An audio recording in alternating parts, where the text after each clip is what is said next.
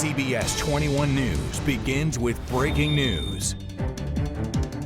This is every parent's nightmare, right? You're sending your kid off to college sometimes for their first day, and you get an alert that there could be a shooter on campus. And that's what's happening. Just 24 hours after students moved into Villanova, they were sent scurrying for cover. And reports of an active shooter rocking that campus. The university's president confirming those reports were, quote, a cruel hoax. Thanks for joining us tonight at 11 o'clock. I'm Candace Scalise. I'm Joel D. Smith. So much has now unfolded in the last few hours. Let's catch you up. Here's what we know so far. Around 4:30 today, a campus Nova alert goes out to all those students and staff, telling people to move to a safe location and lock or barricade yourself inside the doors. Then around 5:45, police told the public there were no victims. And less than half an hour later, the university's president sent out a message that the shooting threat was all a hoax. The university later confirmed there was no firearm found on campus, and in all the running and reacting, no one got hurt either. Officers on the scene praising students for knowing exactly what to do. They knew how to lock down. They did it safely. Right now, we're reporting no injuries. This is a serious issue. It is a crime. It is wrong. My office, Criminal Investigation Division, the FBI, we're all going to work to try to get to the bottom of who might have done this. Because if this was indeed a cruel hoax, this is a crime. And we will track you down if it's the last thing we do. And again, all of this took place just hours after students moved in. CBS 21's Yasmin Cowan had a chance to talk to a number of students this evening, just still coming to grips with what they saw today. Yeah, she's joining us from the university. It was a terrifying moment for students, staff, and everyone on this campus after receiving an alert of an active shooter here at Villanova University. But now that it was confirmed as a hoax, some feel relieved and others still feel chills through their bodies. You know, you hear the rumbling of people, right? And then you look over and then you see people screaming and then someone says active shooter and it's just go, go, go. A time to welcome new students and their families turned into pure pandemonium after hearing reports of an active shooter. It left everyone scrambling and seeking shelter during the first-year student orientation mass. The campus sent into a lockdown as students were told to barricade themselves in their rooms, according to Villanova University. And all of a sudden, I just saw people running like a stampede. It was just insane. And then the people behind us, they say there's an active shooter. They got a text and they said, like, let's go. And we just booked it. The threat took over the university's opening day, which included events like a resource fair, a family picnic, and an opening mass. But as this event broke down, prayers were quickly offered by many online, including Pennsylvania Senator Dave McCormick, who said, "I'm aware of and monitoring the situation at Villanova. We are praying for the safety of students, faculty, law enforcement, and everyone on campus." I had my brother slam my head to keep my head down, and I actually got separated from my family in the moment. Were separated. It was a fight or flight moment, and I couldn't find them.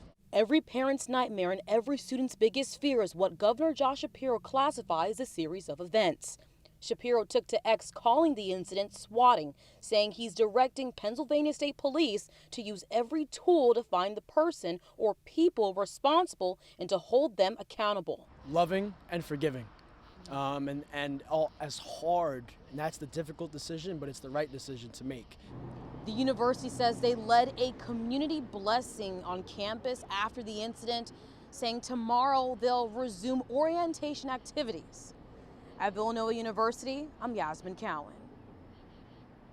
Yasmin, hearing those brothers protecting each other and then being separated just gives me chills. Now, when that active shooter report came in, chaos on Villanova's campus came with it. We are getting a look at some of the scary moments of people running, some people barricading themselves. Looks like they have a table here, a trash can, as they were told to shelter in place, find somewhere safe to go. You can see other people here at a family gathering. They are getting up and just finding a safe place to hide when there were reports of an active shooter on campus. And then this is the aftermath of a celebration mass that was happening with more people just starting to run. You can see everybody that was there outside of Austin Hall. I want to show you this too. This was the orientation mass. This is where students and families gather as kind of that start of the new school year, right? So they're welcoming new people, but you can see everybody getting up and leaving when they got that alert about what was going on, which we now learned was a hoax. So tonight I spoke with an alumna of Villanova University who was at this same mass when she was a freshman. She says seeing all of this brought back so many memories. She was actually leaving work near campus this afternoon when she saw a helicopter and then a bunch of police activity.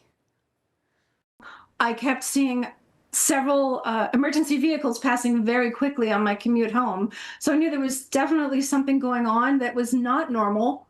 And then as I'm going down the street, I get a text, and then that's followed by a phone call.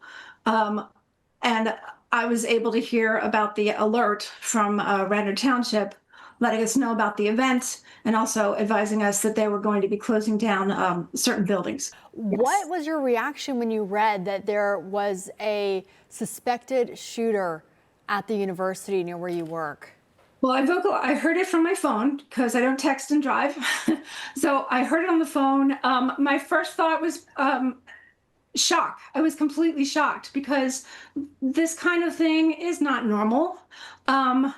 The neighborhood is not one that you might expect this to happen. It's a wonderful neighborhood. The main line is a beautiful place in which to grow up. And my heart immediately went out to the poor families and the students who are in their freshman year just getting started. Did you have that outdoor mass? Was that something that you guys did at the start of the school year when you were there? As a matter of fact, we did. I do actually remember that because I remember thinking, this is really a special event. And I guess this is what happens on every campus. But it was a wonderful unifying event. And when I saw the pictures online about the event today, it reminded me that I actually had done the same thing. Yeah, she went on to talk about just being a parent too. You know, all of us as parents, our heart just aches anytime that something like this happens. My kid goes to college next year. Yeah. And so I'm watching this and going, that would be really rough to Scary. think about in so many ways. All right, well, we're glad it turned out okay, but there's still a lot to work out here. Who did this? What was the motive? What brought this to the level of notifying everybody? So when we have more information, we'll let you know. In the meantime, so much reaction, and all of our coverage is at CBS21.com. Threats of violence at colleges and businesses nationwide have put law enforcement on high alert. Good evening and thanks for joining us. I'm Kim Chapman-Whitfield. And I'm Josh Rowe. Just last week, UTC received a false report of an active shooter on campus. However, police found no trace of a threat inside the library there. A similar situation at Villanova University in Pennsylvania last week. Federal officials are warning these false calls are costly to law enforcement and take away time from real life-threatening situations. Fox Channel News' Ray Collado spoke with one expert about the mental toll these false reports can take on law enforcement and the people directly impacted by them as well. You constantly get called thinking you could die on this call, which we all know it's there, and it keeps being a false alarm. You never solve those issues with inside you. 3 calls in the span of a week, none of which showed any evidence of a threat. UTK, UTC, and the Chattanooga airport were all victims of reports leading to temporary lockdowns. What is the reason? Are they just pulling a prank? Are they trying to call to get us to go to one area so they can go do a crime in another area? Are they testing to see what is law enforcement's response time if we choose to do that? Vince Champion with the International Brotherhood of Police Officers says, regardless of that reason, law enforcement must treat the call like the real deal. We have to respond. We have to answer. There has to be some type of response to those, because the one time we don't, that would be the one that would be the real one and would cause some mass casualties. Champion says it's situations like UTC's recent active shooter alert that puts law enforcement to the test. And according to Cornell Law School, providing false information to an emergency service agency, like calling in a bomb threat, can give you a prison sentence of up to 5 years. FBI officials tell us in part, quote, the FBI is seeing an increase in swatting events across the country, and we take potential hoax threats very seriously because it puts innocent people at risk, end quote. Champion says these situations often cost law enforcement thousands of dollars. I just wish people would find another way to amuse themselves than to scaring everyday citizens who are trying to live and do their thing and taking cops away from doing their job to keep everybody safe. In Chattanooga, Rick Riado, Fox Chattanooga.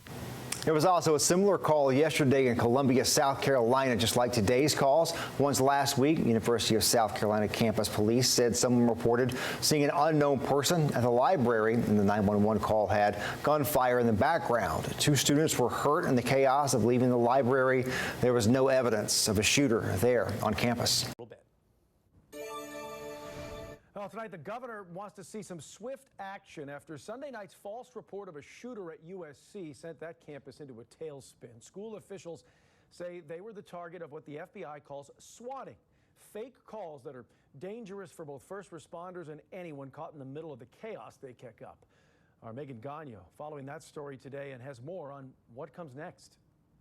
Somebody needs to go to jail. Some strong words from Governor McMaster about Sunday night's shooting hoax. Swatting has been affecting public spaces like college campuses for years. The calls are intended to create chaos by drawing a heavy law enforcement presence to large crowds or spaces. That is a crime, and it has impact. Could have been a lot worse than it was. Maybe next time it will be worse. It's a felony to make a false police report if that's one of a felony. So saying that there's a shooting, that would clearly be a felony. So making a false police report where police respond, that could be up to 5 years in prison. Columbia attorney Tyler Bailey says swatting needs to be looked at closer, considering the number of cases seen in recent days and the threat of new and improved technology. USC is one of several universities targeted by swatting calls in less than a week. A man called 911 twice Sunday night, saying he saw a person with a gun inside the Thomas Cooper Library. The first call came at 6:30 and the second just 2 minutes later. Both calls had background noise that sounded like gunfire, making the threat appear real. School officials sent out a Carolina alert to students, staff, and parents about an active shooter. It's the first time they've had to use it for something of this nature. We live in a society these days, unfortunately, where we have soft spots and mass shootings, and swatting and having an overwhelming law enforcement presence who shows up on Sunday afternoon for something that was a joke is just unexcusable. Swatting not only ties up valuable resources and creates fear, but there's also the risk of people not taking threats seriously in the future. I think that people shouldn't take this as a joke.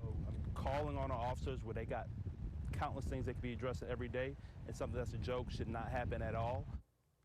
Megan Gagno reporting tonight. Now, USC officials asking students and faculty to never assume it's a hoax anytime a threat like this is reported. Watch Fox News has also made a Freedom of Information request for copies of Sunday night's 911 calls. Reports of an active shooter drew a massive law enforcement presence to campus today. The situation exploded on social media just after noon, and for several hours left students and their parents fearing the worst. But in the end, the report turned out to be a hoax. Channel 7's Tyree White recaps the day for us. He is live here in our studio. Tyree. Yeah, Chris, when you hear the words active shooter, you can't help but to think about countless tragedies where the threat was real. So to see that this wasn't one of those tragedies is the best outcome parents, students, and staff could have hoped for.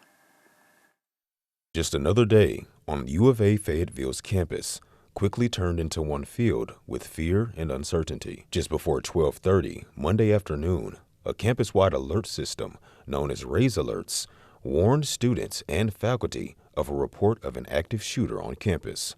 It sent students running for their lives to nowhere in particular. We received a total of 308 landline phone calls and 38 911 calls that covered 7 different buildings. University of Arkansas Assistant Police Chief Matt Mills says the first of those calls rang in around noon, with reports of shots fired inside Mullins Library and other campus buildings. After hours of searching, the U of A Police Department found those reports to be false. This time we have no record of shots fired, no injuries.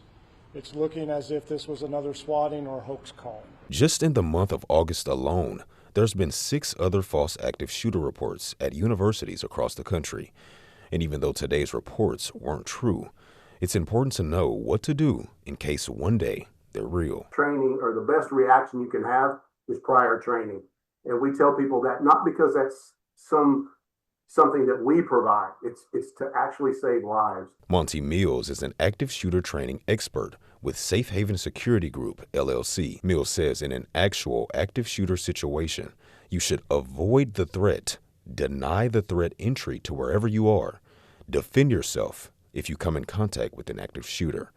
It's a process Mills says law enforcement followed perfectly today. You do that to save one life, one casualty, even if it is somewhat may seem a little over the top for some. Oh, it was a hoax.